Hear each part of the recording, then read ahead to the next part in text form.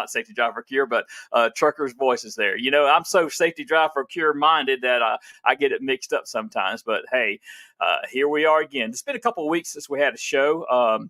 Some things have come up, but that we couldn't have the show. But we appreciate it every time that y'all tune in to listen to what we have to talk about, or listen to the truck drivers with their stories and how they got into trucking. And that brings me to another note.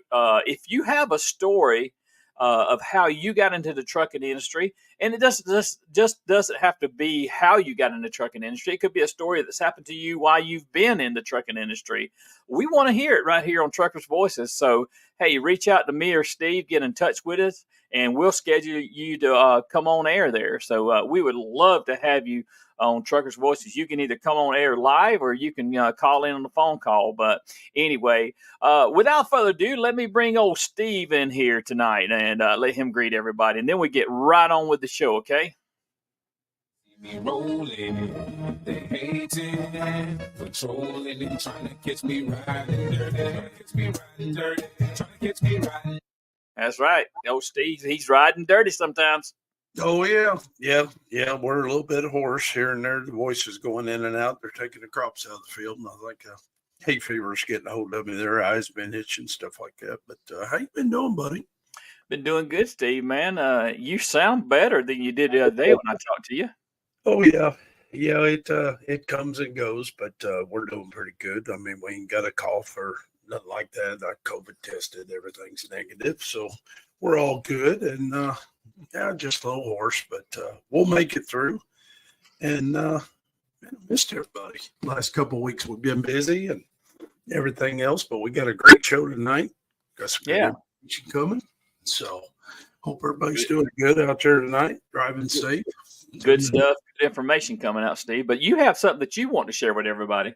Yeah, I sure do. We're talking about safety drives and things like that this weekend over in Smithfield, North Carolina. MAPTA, the Mid-Atlantic Professional Truck Drivers Association. You can find them on Facebook at MAPTA, or type in the Mid-Atlantic Professional Truck Drivers Association. They're having their safety drive for Make-A-Wish this Saturday. And if you want to go on there and check it out and everything, looking forward to it. They just moved it down to North Carolina this year. So talked to Harold the other day, and they're getting fired up, getting ready, and I'm going to take off in the morning. I'll be down there tomorrow afternoon. I look forward to seeing as many as possible. 10-4. All right. Well, we got some guests waiting in the wings, Steve. So let's don't delay this no more. We got Hershel and Alissa waiting. So we're going to bring them in here on our guest theme song. How about that? Sounds good to me. First up, Hershel Evans and Alissa.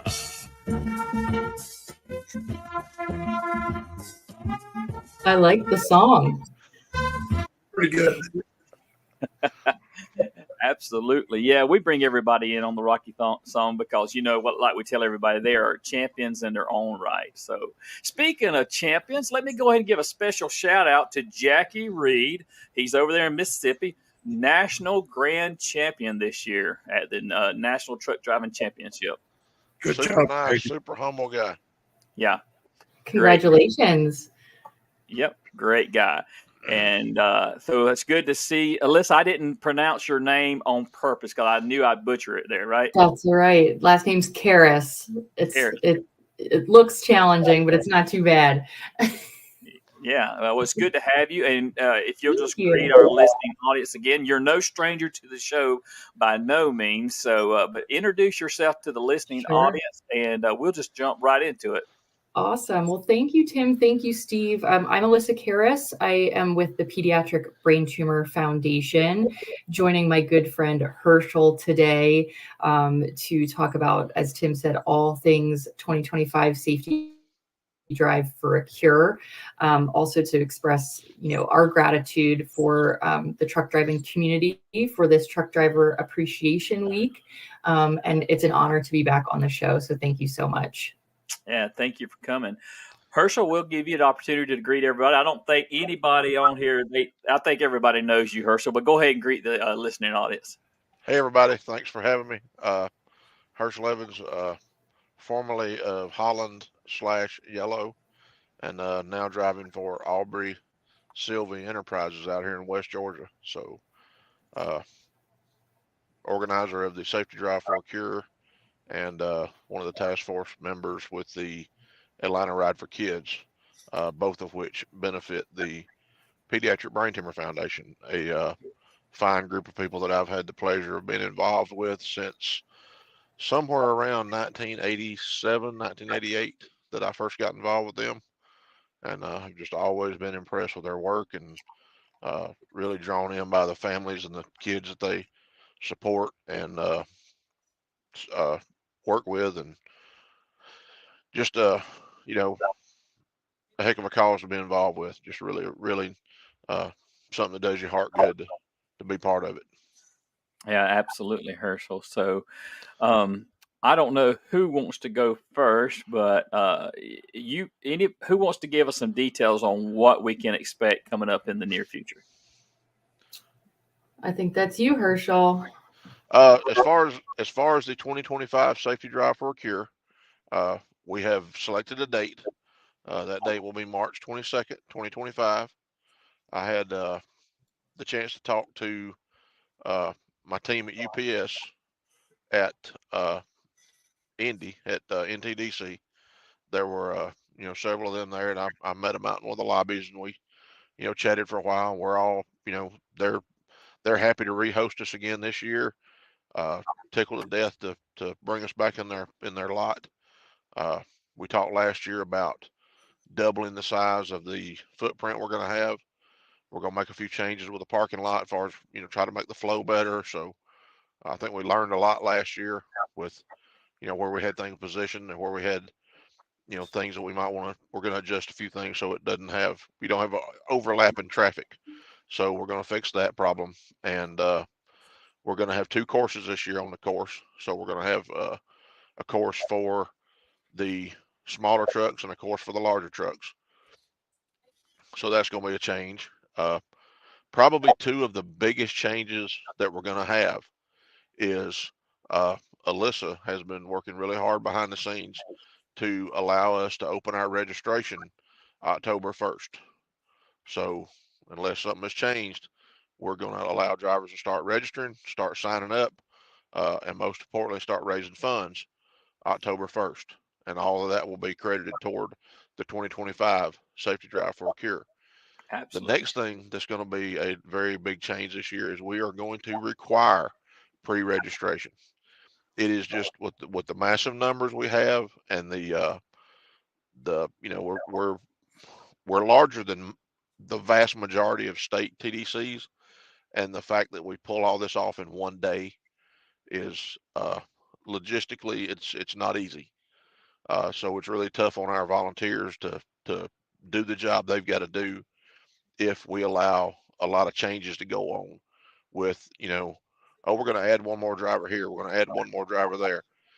That we can't we just flat out can't do it because it's too much of an impact on the folks that did sign up early and want to come have a good time, a good experience, and of course they want to get their scores back quicker. So the only way we can do that is to require everyone to pre-register. The only exception to that may be the better half class because of course all they do is drive the course. They don't do a written test. They don't do a vehicle inspection. So we, I'll have to talk to Emily and make sure she's okay with that. But I'm pretty sure we're going to allow the better half class to sign up the day of. But all the other classes are going to have to sign up early. You're going to, you don't have to pay when you sign up. You don't have to put any money down. Just sign up, get your fundraising page. Uh, there's be a discount code that you'll put in the fundraiser pages. Write the word check, and that will zero out your invoice. And basically, all you're doing is you're saying, "Yep, I'm coming. I'm going to raise money. I'm going to share my page. I'm going to tell everybody what I'm doing. And by the time I get there, I'll have my $50 donation. And if something happens and you want to pay as soon as you get there, that's fine. But Mm-hmm. that's the goal in getting everybody to sign up and get a fundraising page is to get the word spread, get the word out to your fellow drivers, the people you work with, your coworkers, let them know what you're doing, and hopefully grow the event that way. So that's what we're after is, to get, of course, our number one reason for doing this is to raise funds for the foundation. That's the absolute goal. So everything works together to make that easier.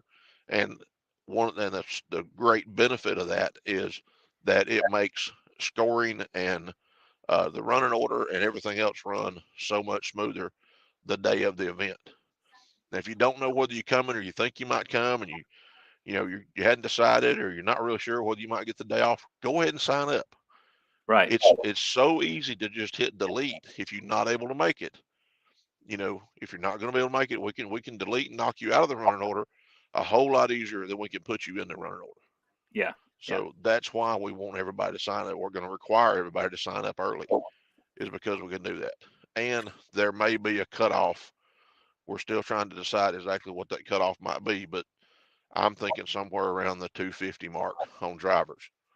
And I've been talking to Tim McElwaney. Tim McElwaney was actually at Nationals this year working on the course, and he's got a really good idea of about how many drivers we can put through the course on each course each day. So we're thinking that cutoff number is going to probably be in the 250 range. So if you want to be one of those 250, you got to get signed up early and be ready to go. And Yeah. we're going to do our part to make sure you have a great time at our event. Yeah, you said each day, but you meant the day of there, right? Not Yeah, each the day. day of, yeah. No, yeah. The day Just of, one day. yeah. So Hershel, and before we go over to Alissa here, Hershel, tell us what you need as far as and how people can get involved with volunteering, because I know that's always a big thing right there. Yes. It's probably going to move from volunteering to voluntold because, it's the thing is we've got to have bodies out there on the course. We've got to have drivers on the course. We've got to have, people on the course to do the judging. That's always been our biggest sticking point, is getting enough judges on the course to judge. Right. And I really encourage drivers that want to compete in the TDC to get out on the course and judge. You will learn more about driving a TDC course by being out there on the course and watching other drivers drive. And you don't feel like you're cheating when you're out there doing this, because that's what this event's all about, is about learning and getting involved and seeing, if you like it, if you're going to enjoy it, if you want to really, be hardcore at it, and you'll learn more being out there judging. So part of what we're going to do, and we tried some of this last year, is, we usually have a running order for driving, have a running order for vehicle inspection. We're probably going to throw a third running order in there, and it's going to be judging. So if you're not up to drive and you're not up to pre-trip anytime soon, guess what? Your assignment is going to be to go to the course and judge. And then we're going to work out the logistics of it to where, maybe when you come out of pre-trip, you will go straight to the course and judge, and you'll stay there and judge until you're relieved. So when another driver comes out of pre-trip, they'll come relieve you. So we'll have a rotation going that way. So we're still working all that out, but it's pretty much going to be a have to, because we have to. I don't want anybody to be stuck out there all day long. Right. We do get a lot of the motor carrier compliance division officers from Georgia that come, and they don't mind being out there all day. This is kind of they're coming. They're kind of being voluntold by their bosses to show up and help us, and that's wonderful. We appreciate their help, but we don't want our volunteers just to stand out in the sun. Hopefully we have sun. We don't want them to stand out in the sun or the rain all day long judging the course. So we want to have a rotation going. So that's most likely going to be the way we do it, is to just have you, as you leave pre-trip, you'll be told, hey, report to, course A, problem 5. That's where you're going to go. And you report there, you stay there. And then when another 20 people come out of pre-trip, you'll get relieved. Somebody relieves, hey, go get some lunch, go have a good time, enjoy yourself. So, but yeah, volunteers are always, Essential. our essential thing that we have to have. And it takes just to get the course manned, especially if we're going to have 2 courses, but just to get the course manned, we need almost 50 people. 25 on each course that's not too many. 2 on each problem, there's 20 right there. a couple at start point, a couple at end point, you've got 25 people on the course. Right. So, we need about 50 people out there at a time to make everything work like it ought to. And I can speak to that as far as volunteering. Don't look at it as something that you have to do. Look at it as an opportunity to look at a problem and analyze it. Because you can learn so much from just being on a course judging, and that will help you out also. Absolutely. You watch a driver come around a corner and line up, and you go, "Whoops, he did that wrong." I'll know not to do that. Right. But that's and you're not going to pick up enough stuff out there judging one problem that's going to give you an unfair advantage. Right. Because we're all here for fun anyway. But Right. you'll get the idea, especially for the new drivers, the new people that have never done this before.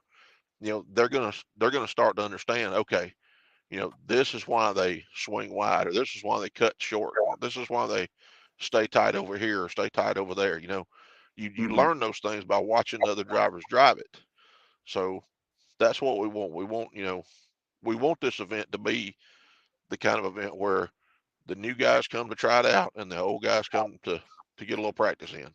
Right. So And before we throw it to Alissa, I want to tell everybody that I've just opened up the phone line, and so you can call in with any questions that you got tonight. That number is 251-616-2151. That's 251-616-2151.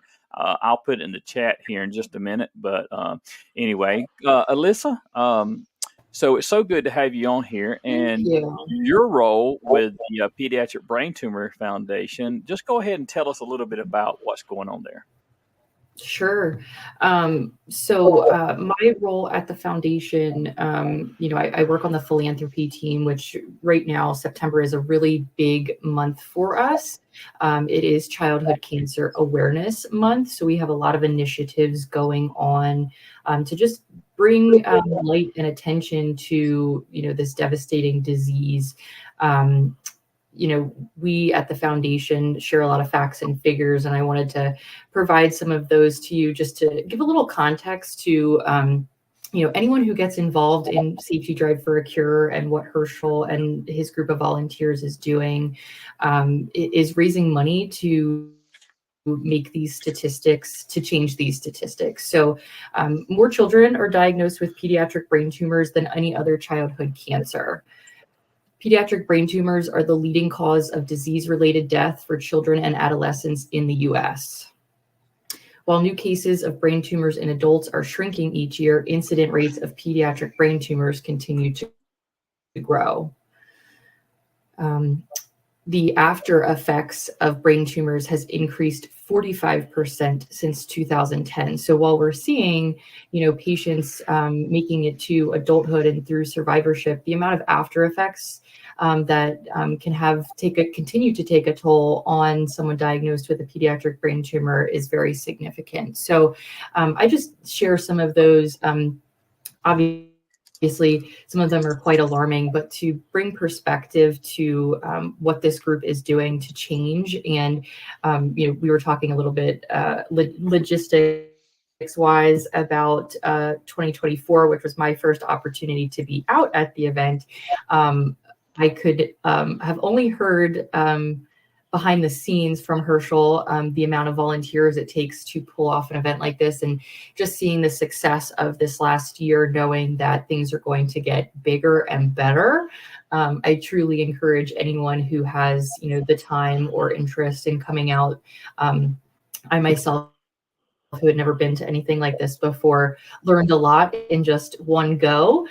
So definitely on board with that opportunity to just learn and experience something new in a way, you might not have thought you would enjoy. So totally encourage that. Right. So, Steve, do you have anything real quick? Like, you've been kind of quiet over there, buddy. I guess the only thing I really got is, when you're announcing the drivers, everybody was having a little trouble hearing. I know the speaker system is going to have to depend on the weather.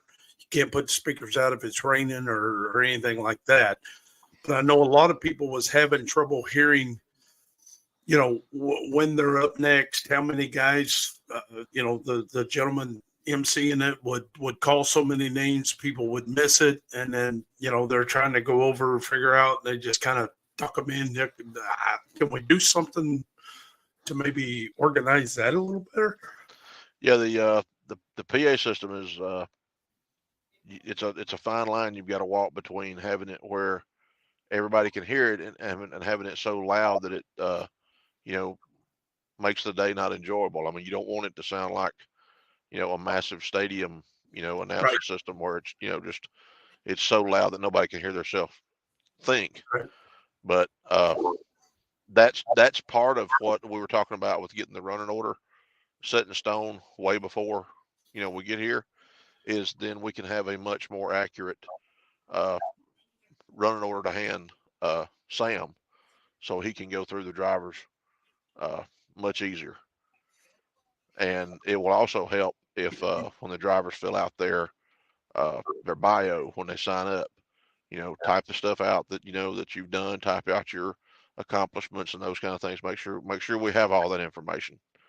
And we're going to do our part to try to make that. That's one of the things we had at our wrap up meeting that we wanted to make better is that part of it. We spend a lot of time concentrating on getting the course running well, and getting the food, and getting the all the other moving parts that take to get there. And that probably is, I will admit, that probably is one of our lower priorities, because when it comes to coming here and enjoying it and having a good time, hearing the announcer probably is further down on most people's priorities. But that it is on our radar. We do know that needs to be addressed, and we're going to try to a better way of doing that, with a better communication between the table.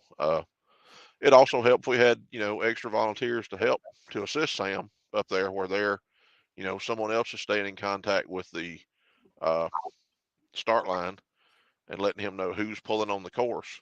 Mm-hmm. And then if somebody could concentrate on that, Sam could concentrate on doing the announcing of who's coming on the course. So he probably needs an assistant up there.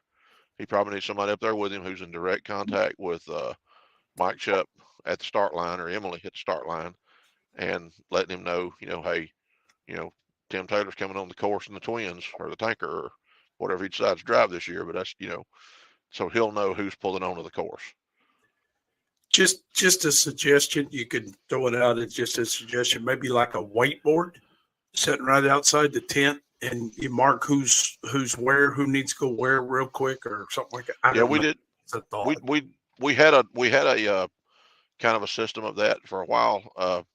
Emily put on the driver's badges. You were given a group, so you were in a group, an alphabetical group.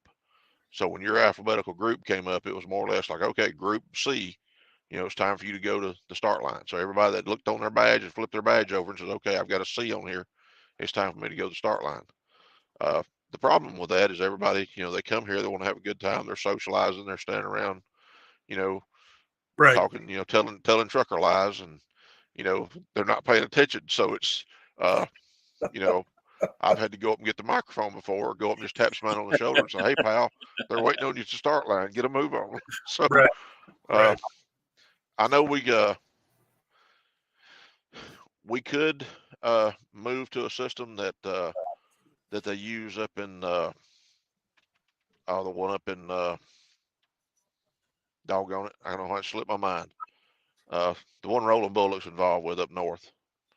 Yeah, oh yeah, I know which one you're talking about. Honestly, the name of it slipped my mind right now, but it's an awesome event. I went to it one year.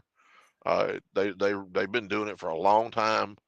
I think they've been at it for well over 20 years now. And they basically give the drivers a start time and say, here's your start time. Your time on the course is 2:06. Your time starts at 2:06. If your butt's not in the saddle and your butt's not at the start line ready to go, that's on you. So me being, I was up there that year, and I go to the start line and get in the truck, and I didn't realize that I was the one that's supposed to pull on the course at my time. I was sitting there waiting on the judge to pull me on the course. My time was already running, and I ended up getting beat because I had too much of a delay at the start line, not taking off what I was supposed to. So hey Hershel, it happens. Hershel, we got a call coming in. Welcome to Truckers Voices. Who do we have on the line tonight? Oh, yes. Hello. My name is Emily. Hey, Emily, I'm so glad you called in. You are a vital part of the Safety Drive for a Cure, and we would love to have your insight on some of the, things that could be improved on, or some suggestions or some information that our listening audience needs to know.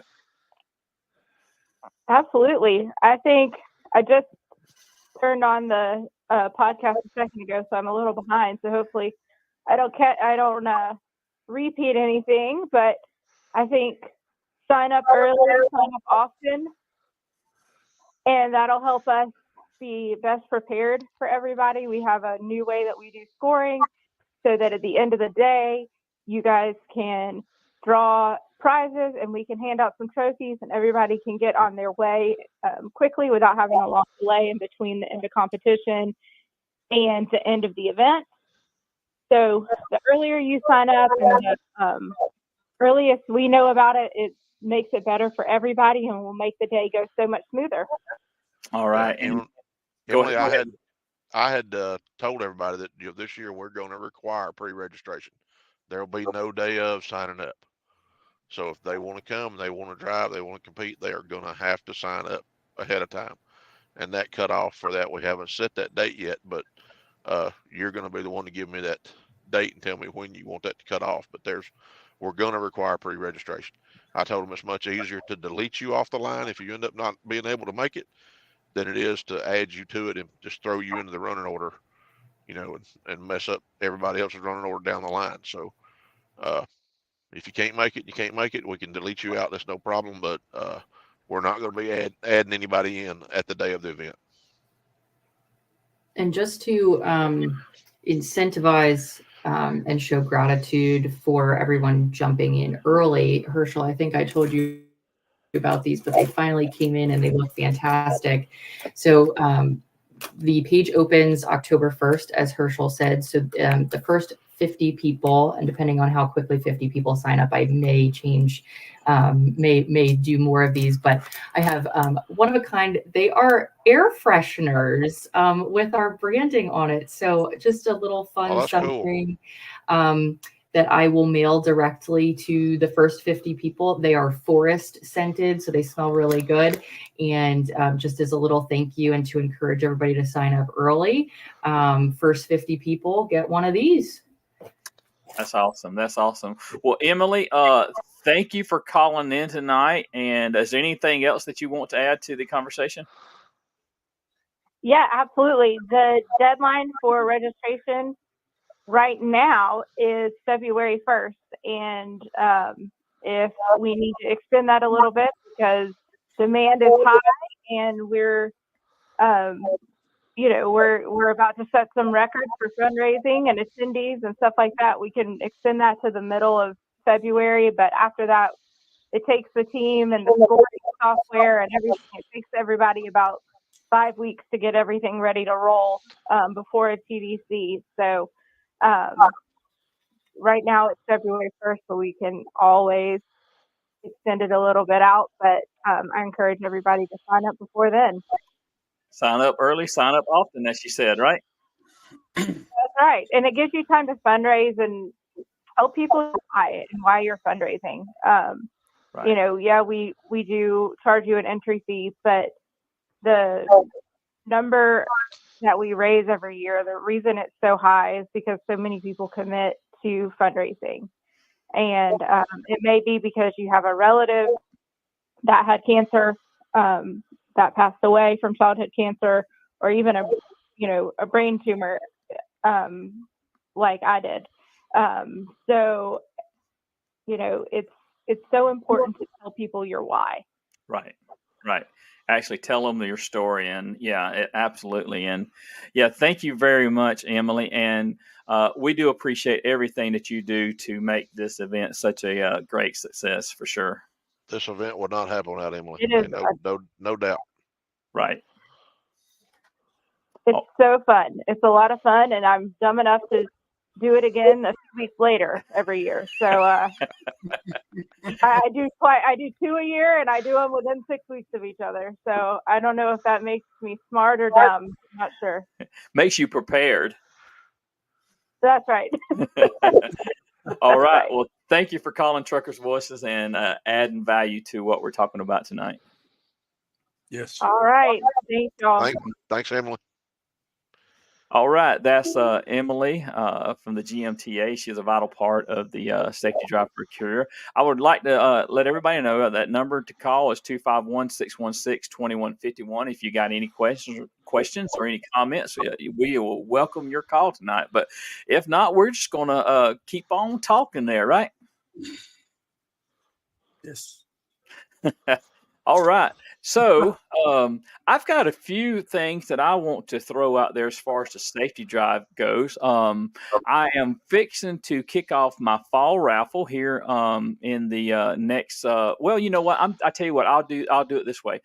I'm going to kick off the fall raffle on October 1st, whenever registration opens up. How about that? Sounds good. And what I want to do right now is I want to share my screen with you guys.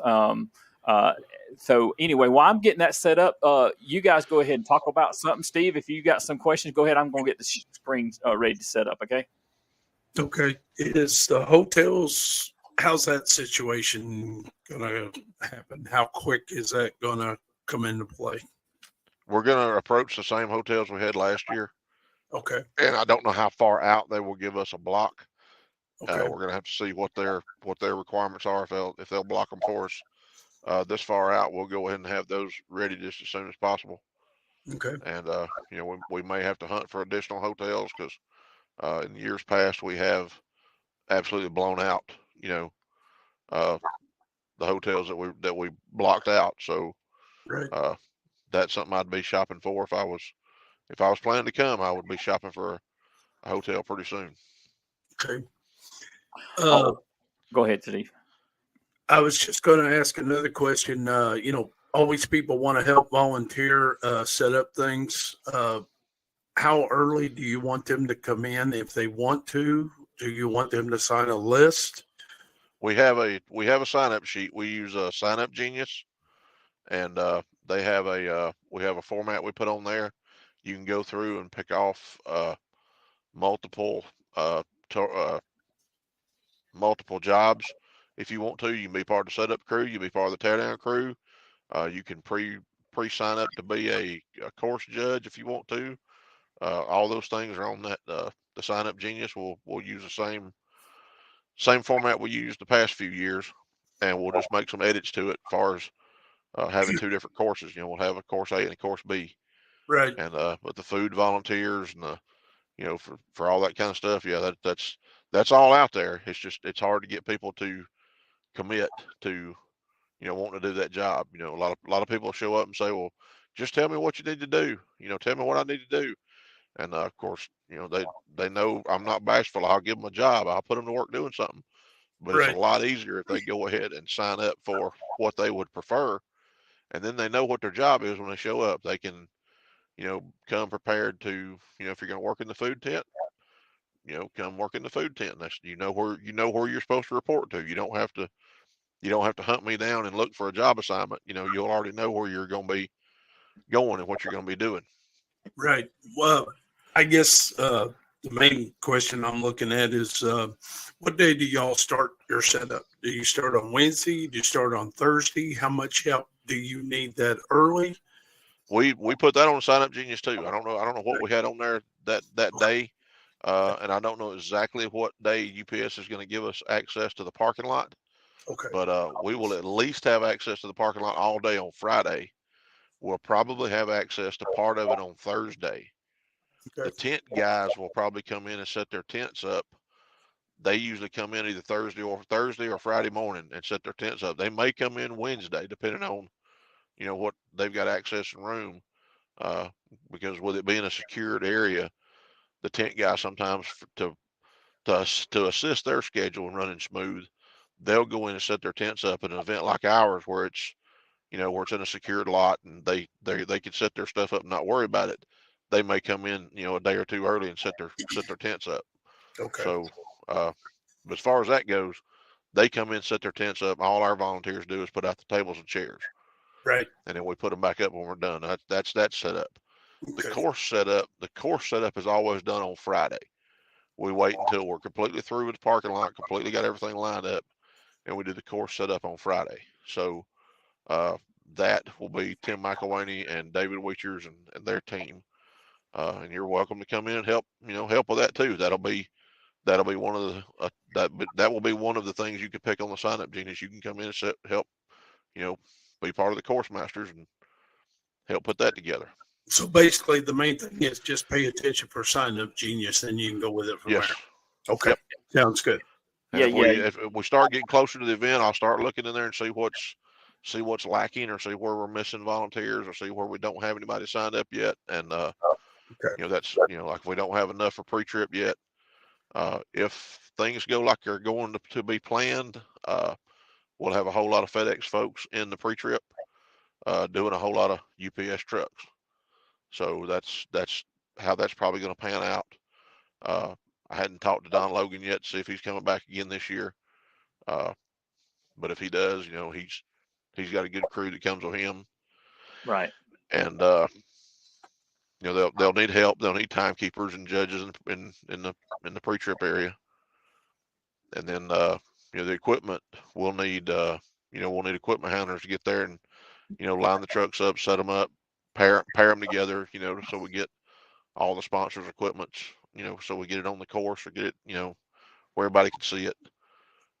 We always need help, wiping down windows and mirrors and making sure the trucks are ready to go on the course, that kind of thing. So yeah, but all those things are pretty thought out in advance, and the jobs are all there on the sign up, Genus, if people go look for them. So yeah.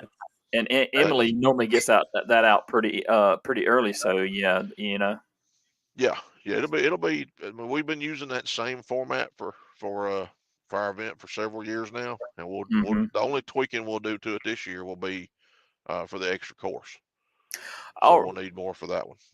All right, so Hershel, right here on the screen, I have a 5x8 trailer, and that is something that Scott Post had actually asked me about, and it's in Minnesota right now, but we're going to start this raffle off on October the 1st, and we will give this trailer away on January the 1st of 2025. Okay, that will be our fall raffle to kick it off.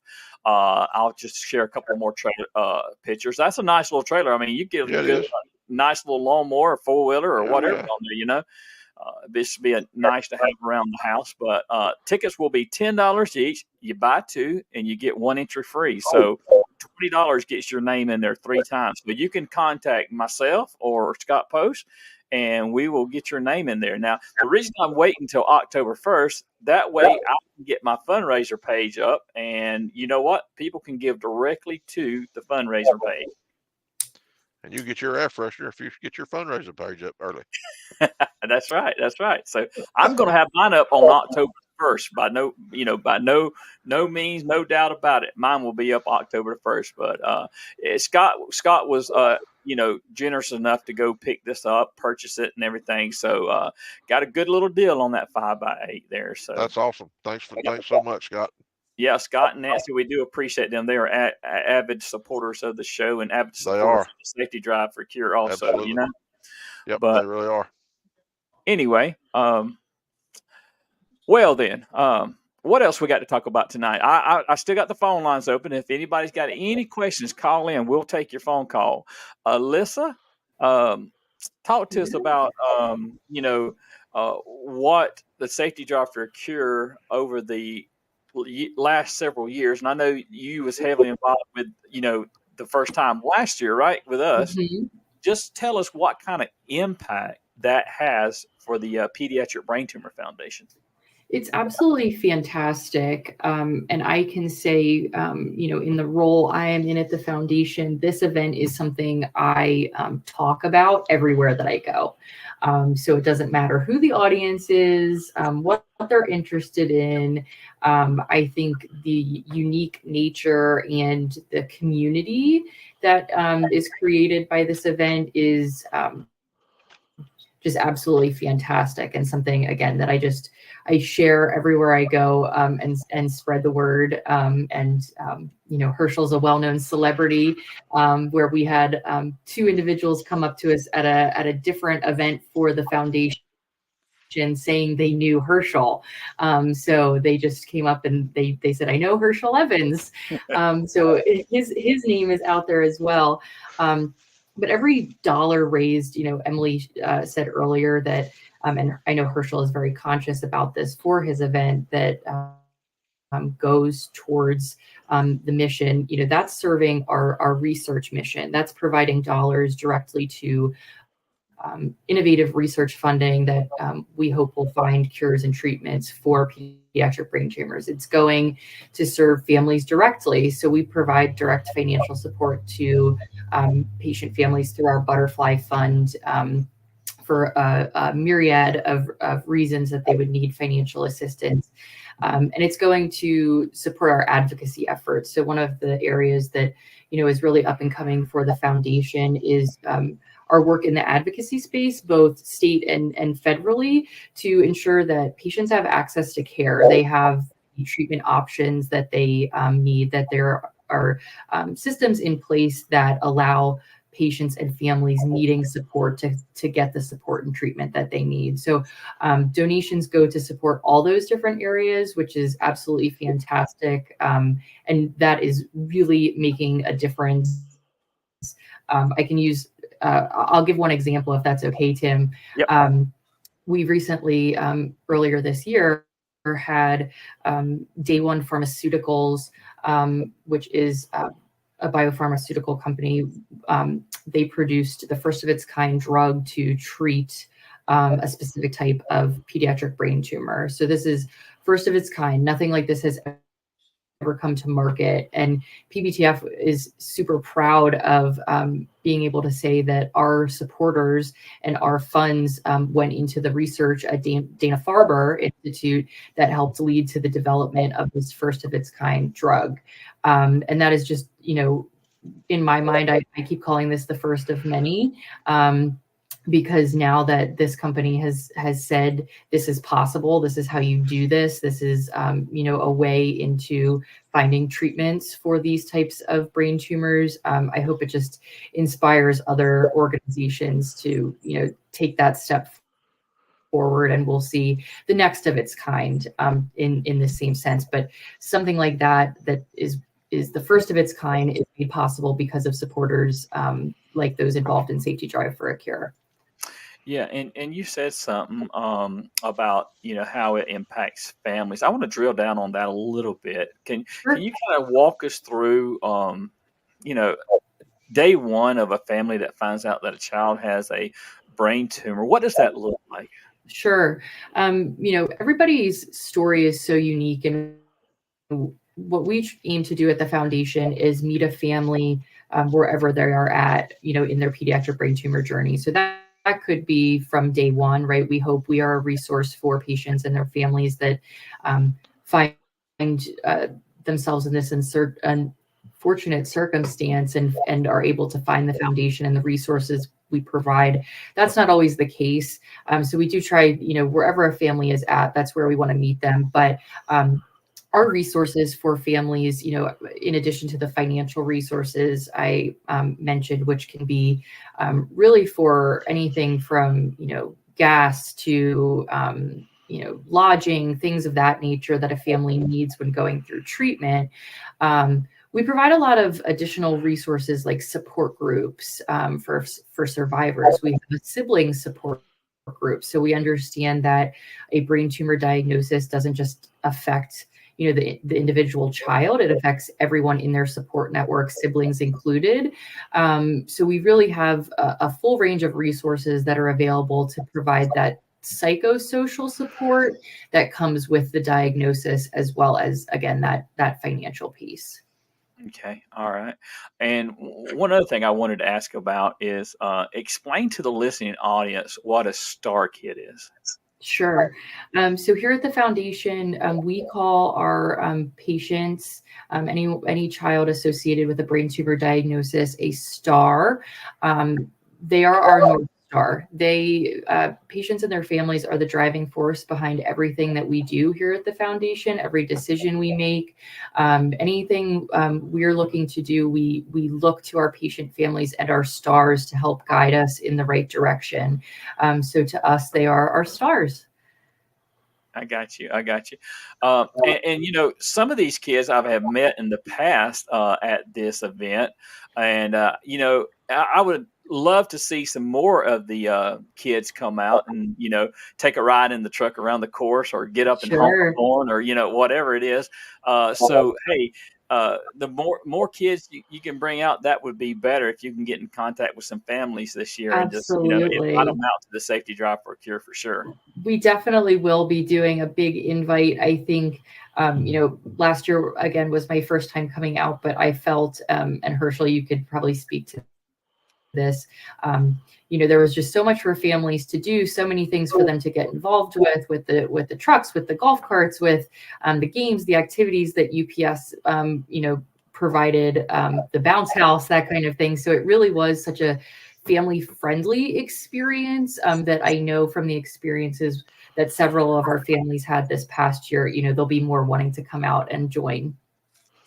That is one of the real blessings with the UPS with getting Mhm. involved with us is, you know, we haven't had, you know, the sponsorship to uh, push, you know, the type of activities that they wanted to have for the families, but they wanted this to be a very family friendly event. So they foot the bill for all of that stuff to have it there and have it available for the families. And I mean, they really are, you know, if there's a blessing in disguise of losing your job after 3 decades, it really has been UPS getting involved with us and getting involved behind this event because they really have, you know, just jumped in with both feet uh, to help us make this a success and make it be really friendly for the families. And yeah, we'd love to see the little, you know, the stars come out and join us.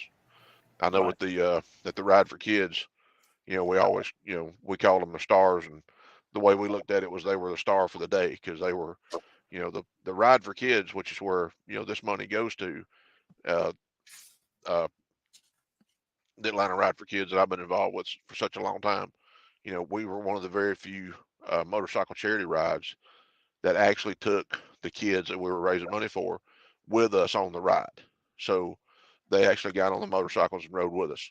Depending on their level of deficits that they had from surgeries or chemo, you know, they may not be able to ride on the back of a full blown motorcycle, but they could sit in a sidecar or they could ride in a slingshot or, you know, something along that nature. So, but we made every effort we could to get every one of them actually on a motorcycle and ride in the event with us. So, you know, we tried to make them a star for the day. So, Yeah. Herschel, I want to ask you this question. I want to take you back a few years, and I want you to tell the listening audience. We got about 10 minutes left of the show, but I want you to tell the listening audience because I remember this vividly. The first time I met you, the first time I laid eyes upon you, and the reason that I'm one of the main reasons I'm involved with this is the story of how you got involved with the Pediatric Brain Tumor Foundation. I got involved with the ride for kids just because I wanted a place to go ride a motorcycle. And I got involved with him. Just you know, I saw a weatherman uh, on TV with his motorcycle and was asking folks to, you know, come out and ride the motorcycles. So I showed up the first year. You know, just any old guy showed up at the registration time, only to find out there was already you know several hundred people already in the parking lot.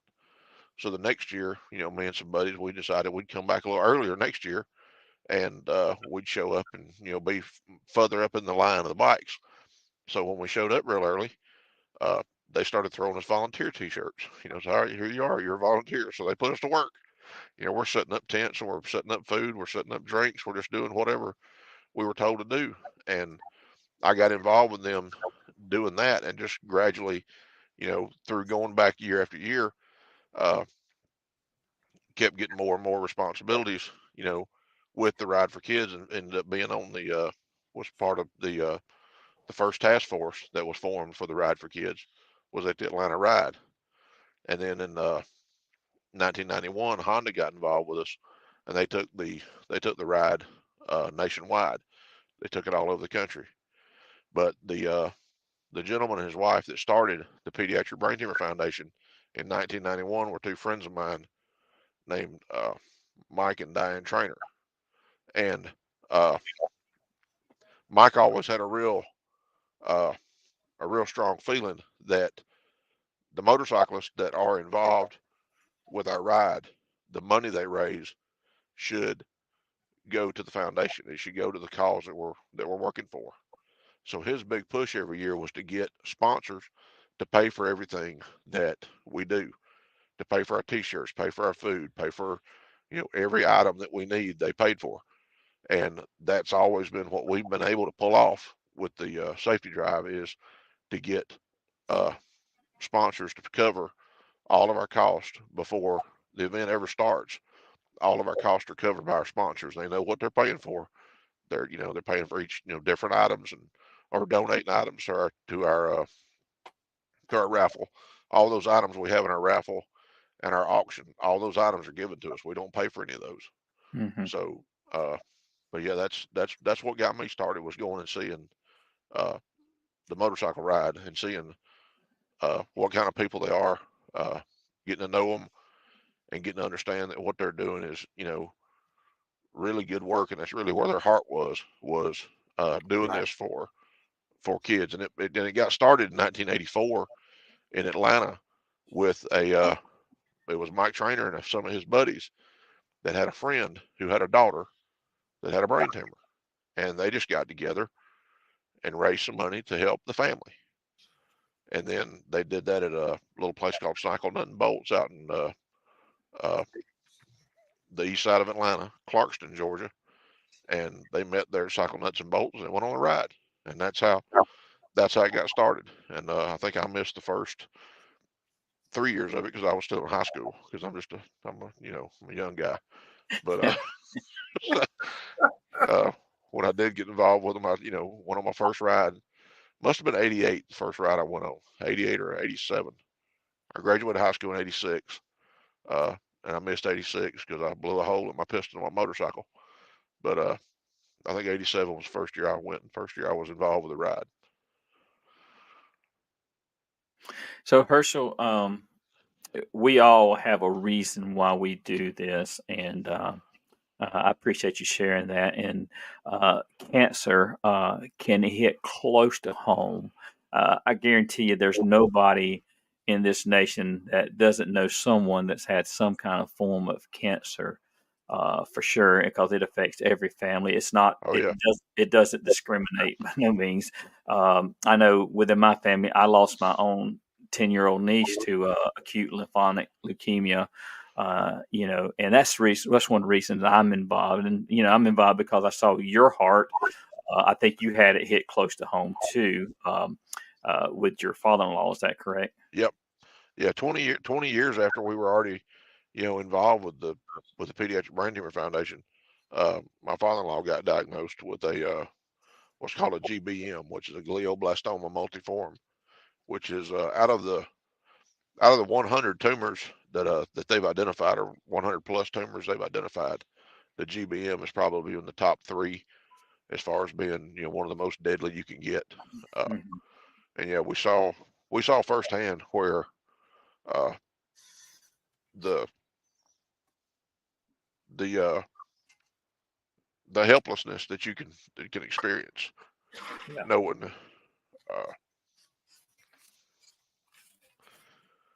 knowing what it can do to your family member. Right. So yeah, that kind of kick started, wanting to do the Saftey Drive even more. Right. But it got started with start off as what's called the Battle of the Borders. This truck driving thing did, where it was just drivers with yellow and roadway that or I think it was roadway just started it, but got started with them up in the Carolinas. And then when they lost where they were having it and they wanted to put it on our property in Atlanta, they asked me if I would take it over. And I told them I'd take it over on the condition that we do it, as a fundraiser of some kind. Right. And all of them, they'd known me for years. We, a bunch of drivers and a bunch of coworkers, so they knew that I was involved with the Atlanta Ride for Kids because I'd always hit them up for money every year. Right. So the committee pretty much said, well, let's do it for the brain cancer thing you're involved with. And I said, hey, it's fine with me. It sounds good. So that's what got the Saftey Drive for a Cure kick started. Yep. And that passion right there that you just displayed a while ago about it, and your heart is what drew me in back years ago, 2011, 2012, somewhere along there. Yeah. I think what you remember was when I got driver of the year in 2012. Yeah. When they got me up on stage, got me talking about what I was involved with. Right. Well, we are right here at the top of the hour, so we're going to have to kind of, draw it to a close. But it's been a great show, a lot of information that we got put out there, and we can come back again and do this anytime y'all want to get anything out there to the drivers. And we appreciate you giving us the platform on the Saftey Drive to air this also. And absolutely. But Alissa, thank you also. Thank you. Tell us real quick, like why you're involved so heavily. In the work that I do, or the Saftey Drive event? The work that you do.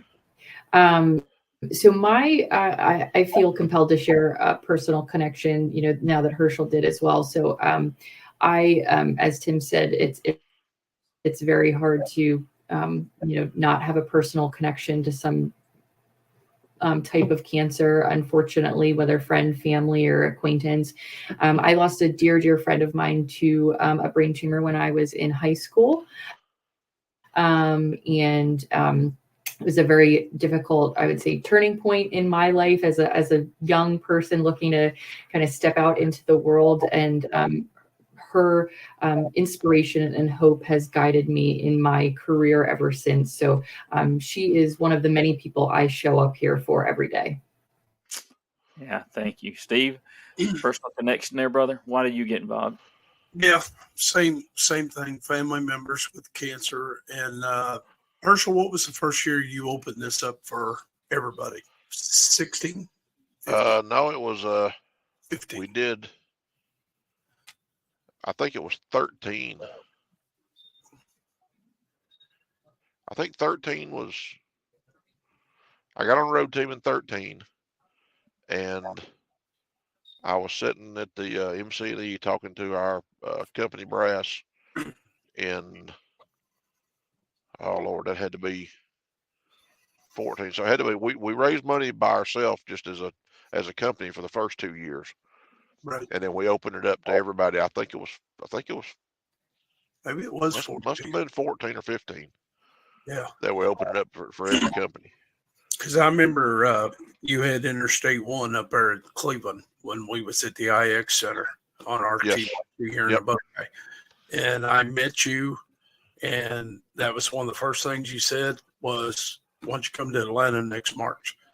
And I got to conversing with you, and I jumped on a plane. You picked me up at the airport, and I worked and get everything ready, competed, and been doing it every year since but one. And I had something going on I couldn't do. But every year I find out how more in-depth this gets and how well we help people, and it just drives me even more and more. And that's, anything I can get involved to help, that's what I do, because I've lost family members, I've lost friends, and everything helps. That's what we need to do is help.